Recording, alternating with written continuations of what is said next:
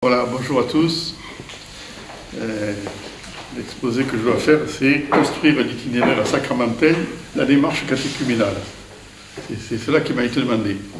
Alors il faut d'abord, en guise de préliminaire, que je vous dise une chose pour que vous soyez adaptés pour la journée, c'est que je ne comprends pas grand-chose à la catéchèse. Voilà. Et je n'ai pas la pratique que vous avez. Donc chacun ses charismes, et on n'est pas bon pour tout, hein, chacun ses charismes. Alors moi je vais plutôt intervenir du point de vue qui est le mien, c'est-à-dire le point de vue qui est le mien, c'est plutôt un point de vue théologique, si vous voulez, sur voilà, sur qu'est-ce que c'est qu'un sacrement, qu'est-ce que c'est qu'une démarche catéchuménale. Voilà. Mon travail depuis plusieurs années, entre autres choses, à part le dialogue interreligieux, ça a été aussi l'enseignement des sacrements de l'initiation chrétienne. Voilà. Donc je vais plutôt intervenir de ce point de vue-là, plus que de quelqu'un qui est dans une pratique catéchétique, etc., que je ne sais pas faire, mais que vous savez faire. Voilà. Donc il y a une certaine... Vous prenez acte de cette petite distance, puis après, voilà, comme ça, vous ferez ce que vous voudrez de ce que je dirai. Voilà. C'est le but. Alors, qu'est-ce que c'est qu'un itinéraire sacramentel? Cette première remarque préliminaire étant faite, qu'est-ce que c'est qu'un itinéraire sacramentel? Je vais avoir une réponse un peu abrupte. C'est un itinéraire qui ne conduit pas à un sacrement. Un itinéraire sacramentel, c'est un itinéraire qui ne conduit pas à un sacrement. On pourrait penser qu'à cause du terme lui-même, un itinéraire sacramentel, c'est un itinéraire qui vous conduit jusqu'à la réception d'un sacrement. Eh bien, justement, non. Justement, ce n'est pas cela. Ce n'est pas cela. Ça ne conduit pas à la réception du sacrement. Pourquoi ça ne... Après, on verra à quoi ça conduit, mais ça ne conduit pas à la réception du sacrement. Pourquoi ça ne conduit pas à la réception du sacrement? Parce qu'un sacrement, ce n'est pas un but. Un rite sacramentel, ce n'est pas un but. Les sacrements, ils disparaîtront. Ils disparaîtront, les sacrements. Dans le royaume, on n'aura pas besoin de sacrements. Les sacrements, ils disparaîtront. Ils nous sont donnés là, ici et maintenant. Ils accompagnent nos démarches, etc. Mais ils ne sont pas un but en soi. Ils ne sont pas un but en soi. Le but, c'est d'aller à l'endroit que les sacrements désignent. C'est d'aller à l'endroit que les sacrements désignent, et pas d'aller au sacrement. C'est comme vous connaissez cette histoire souvent dite, je crois que c'est chinois, hein, le gars qui montre la lune, s'il montre la lune, il ne faut pas regarder le doigt, il faut regarder la lune. Voilà. Eh bien, les sacrements, c'est pareil. Si vous regardez les sacrements, vous regardez le doigt. Mais vous ne regardez pas ce que le sacrement désigne. Alors le sacrement, lui, il est là pour désigner, il est là pour nous indiquer une direction, pour nous conduire à un endroit, etc. Et lui, il s'en fout, le sacrement, il s'efface. Il s'efface devant le mystère qu'il désigne. Voilà une première remarque, hein, que je vais dire autrement, maintenant. Je vais le dire autrement, mais on dit parfois, on n'initie pas au sacrement. C'est une phrase répétée, souvent, je crois qu'elle est présente dans le texte national pour l'orientation de la catéchèse, on n'initie pas au sacrement. Voilà. Le but de l'initiation, ce n'est pas d'être initié au sacrement. Mais ce sont les sacrements qui nous initient. Alors, ça a l'avantage des formules, c'est que c'est rapide, c'est bref, c'est concentré, mais enfin, comme toutes les formules, il faut les réfléchir, quoi. Hein. C'est-à-dire, on n'initie pas au sacrement, donc le sacrement n'est pas un but, ce que je viens de dire, mais par contre, ce sont les sacrements qui initient, et donc les sacrements nous conduisent à un but. Ce sont eux qui nous initient, ce sont eux qui sont les moyens pour nous conduire à un endroit donné, Quel est cet endroit donné? C'est de faire des gens qui sont initiés, d'en faire des bons catholiques. J'espère que vous ne l'avez pas noté. Hein. Parce que si vous l'avez noté, c'est faux. Si vous l'avez noté, c'est faux. C'est faux. C'est faux. C'est faux. Le but, c'est pas de faire que des gens participent à l'Église. C'est pas le but. C'est pas le but. Pourquoi? Parce que l'Église n'est pas un but. L'Église n'est pas un but. L'Église est un moyen. Elle est un moyen. Voilà.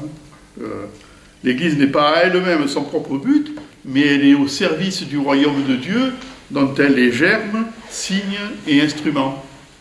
Jean-Paul II, dans Redemptoris Missio, peut-être au numéro 28, si je me mémoire bonne. Voilà. Donc, vous voyez, il faut bien mettre les choses dans les bonnes perspectives, parce que sinon, si vous avez des mauvaises perspectives dans la tête, vous êtes sûr que vous les induisez. C'est sûr que vous les induisez.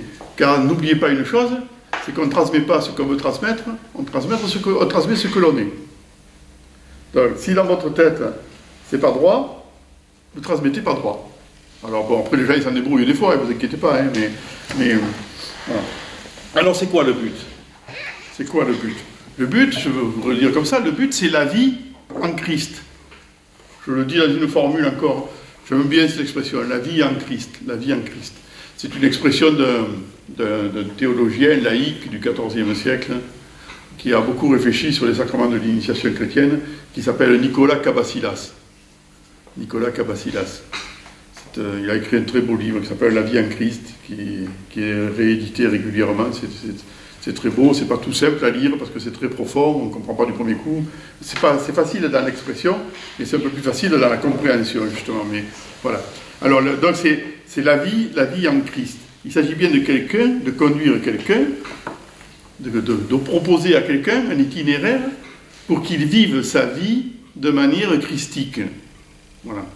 Pour qu'il vive sa vie de manière christique. Quelle vie? Mais sa vie religieuse, sa vie spirituelle. Non, ne notez pas ça non plus. Pas sa vie religieuse. Pas sa vie, on s'en moque complètement de sa vie religieuse. C'est sa vie qui nous intéresse. C'est toute la vie qui nous intéresse. Il s'agit bien de vivre toute la vie en Christ. Il s'agit bien de vivre toute la vie en Christ. Je vais essayer d'en dire un peu plus, hein, toute la vie en Christ. Vous voyez, mais entendez une chose après l'autre, hein, voilà. C'est pas, on ne le conduit pas pour que ce monsieur ou cette dame, il ait une vie religieuse, qu'il fasse sa prière le matin et le soir, et que je ne sais pas quoi. Le problème, c'est que sa vie soit sauvée. Le problème, c'est que notre vie soit sauvée. Jésus, il n'est pas venu faire de nous des hommes religieux. Au contraire, il a plutôt déménagé un peu de ce point de vue-là. Ouais. Il n'est pas venu faire de nous des hommes religieux, il est venu faire des hommes sauvés. La volonté du Père, c'est pas que nous soyons religieux, c'est que nous soyons sauvés. Vous voyez? Voilà. Alors il y aura bien une part de vie, d'exercice spirituel, évidemment. Ce matin, j'ai commencé ma journée comme ça. Mon fils, j'ai pris du temps pour les exercices spirituels, bien sûr, c'est important. C'est important. Mais, vous voyez, la perspective, c'est plutôt la perspective. La perspective, c'est la vie. La perspective, c'est toute la vie d'une personne. Il s'agit bien de vivre toute la vie de quelqu'un comme une vie sauvée. Ça supposera une part d'exercice spirituel. Tout ça, c'est une affaire entendue. Mais ne perdez pas, la perspective. La vie en Christ, c'est la vie humaine. C'est la vie humaine, toute la vie humaine, vécue de manière christique. Toute la vie humaine. Et pour cela, je dispose, entre autres choses, des Écritures et des sacrements. Je dispose des Écritures et des sacrements.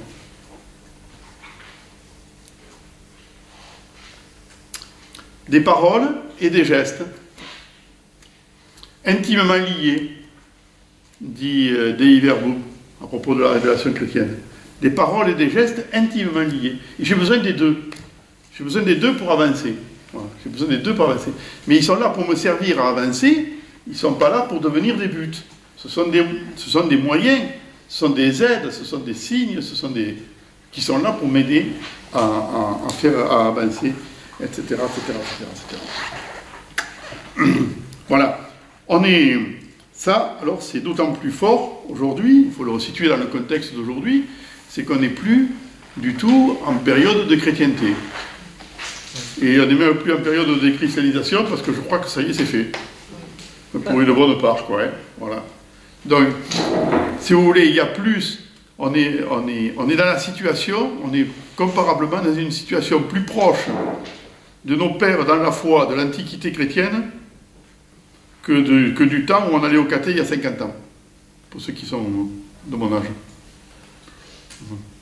Voilà. On est plus près d'avant, des débuts des premiers siècles, on est plus près du 3e siècle que ce qu'on est près du 20e siècle, du point de vue de la démarche d'aujourd'hui.